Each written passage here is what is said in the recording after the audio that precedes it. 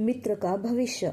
High school की शिक्षा समाप्त करते करते प्रभात रंजन के अधिकांश सहपाठी उनके अलौकिक व्यक्तित्व की झलक पाने लगे थे। ऐसे ही उनके सहपाठी शिवशंकर बैनर्जी ने एक अनोखी घटना देखी। एक दिन दोपहर बाद वे दोनों स्कूल के पास एक खुले मैदान में टहल रहे थे। तभी एक गाय उनके पीछे पीछे आने लगी। शिवशंकर घबराए। उन्हें लगा कि वह गाय कभी भी आक्रामक हो सकती थी, इसीलिए वे बार बार पीछे मुड़कर देख रहे थे। प्रभात ने उन्हें आश्वस्त किया कि गाय कोई नुकसान नहीं पहुंचाएगी। कुछ देर के बाद प्रभात ने पीछे मुड़कर गाय के माथे को स्पर्श किया। गाय को तुरंत झटका लगा और वह वहीं पर उछल कूद करने लगी। उनके पास गई और फिर पूरे मैदान के चारों तरफ दौड़ने लगी। उसने मैदान के कई चक्कर लगाए। शिवशंकर सोचने लगे कि प्रभात रंजन ने गाय को शायद चोट पहुंचाई थी और इसीलिए डर के मारे वह गाय उस तरह का व्यवहार कर रही थी। वे क्रोधित हो गए और प्रभात रंजन को डांटने लगे, किंतु प्रभात ने उन्हें शांत करते हुए समझाया, चिंता मत करो, उसे कोई तकलीफ नहीं है, बल्कि वह अत्यंत आनंद की मनस्थिति में है। फिर उन्होंने गाय को अपने पास बुलाया और पुनः उसके माथे को स्पर्श किया। गाय तुरंत पूरी तरह शांत हो गई। शिवशंकर कुछ समझ नहीं सके। उन्होंने पूछा, गाय के साथ वैसा क्यों हुआ था?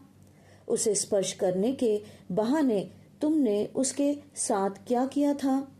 प्रभात रंजन ने कहा कि उचित समय आने पर वे उन्हें उस घटना का कारण समझाएंगे। डॉक्टर राधा रमन ने भी अतीत की एक घटना को याद करके बतलाया कि उन्हें किस तरह प्रभात रंजन के असामान्य गुणों का पता चला।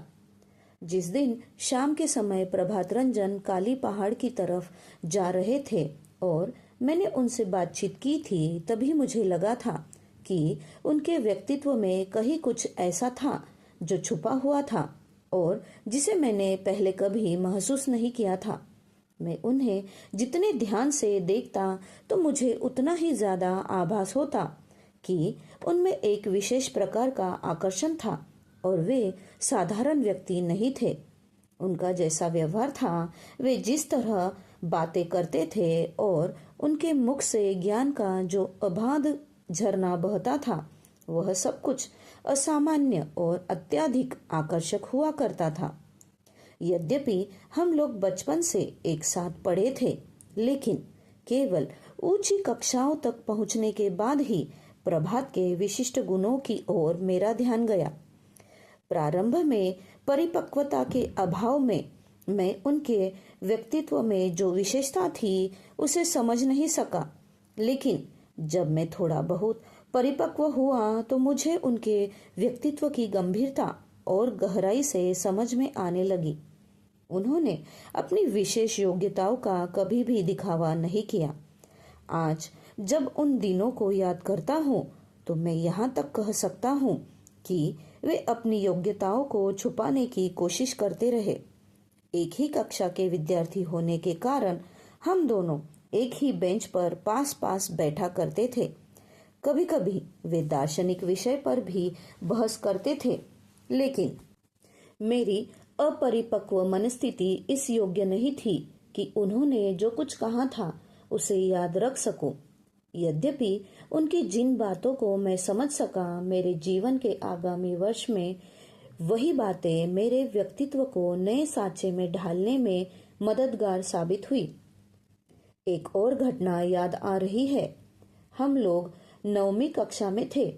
लंच ब्रेक के समय प्रभात ने मुझे देखा और अचानक घोषित किया, तुम्हें भारत के बाहर अत्यधिक सम्मान मिलेगा और तुम बहुत ज्यादा लोकप्रिय हो जाओगे। उस समय मैंने उनकी बातों को कोई महत्व नहीं दिया, क्योंकि विदेश यात्रा का विचार मेरे लिए दिवा स्वप्न जैसा था। बाद में मैंने कानून की पढ़ाई किया, फिर चिकित्सा विज्ञान का कोर्स पूरा किया और एक डॉक्टर की हैसियत से दवा देने लगा। एक दिन अचानक अप्रत्याशित रूप से मुझे अमेरिका जाने का अवसर मिला, जबकि उस समय मेरी जेब में एक पैसा भी नहीं था। अमेरिका पहुंचकर मैंने चिकित्सा विज्ञान की ऊंची शिक्षा जारी रखी। चिकित्सकीय ज्ञान के अतिरिक्त मुझे कानून की भी जानकारी थी। अपनी उसी योग्यता के आधार पर मैंने फॉरेंसिक पैथोलॉजी पर कई निबंध लिखे, जिससे मुझे व्यापक मान्यता मिली। भारत में मैं गरीबों को मुफ्त चिकित्सा सेवा प्रदान करता था। अमेरिका में भी मैं वही करता रहा। इसीलिए मैं जहां भी गया, लोगों के बीच बहुत लोकप्रिय रहा। मैं शायद बिहार के उन चंद लोगों में से हूँ जिन्हें अमेरिका में उतनी ज्यादा प्रसिद्धि मिली हो। मैंने कभी सपने में भी नहीं सोचा था कि जीवन की संध्या बेला में मुझे इतनी ज्यादा उपलब्धियां हासिल हो जाएगी। लेकिन मेरे मित्र प्रभात को उन सभी घटनाओं का पूर्वाभास था। उन्होंने जो भविष्यवाणी की वे सभी सच हुई।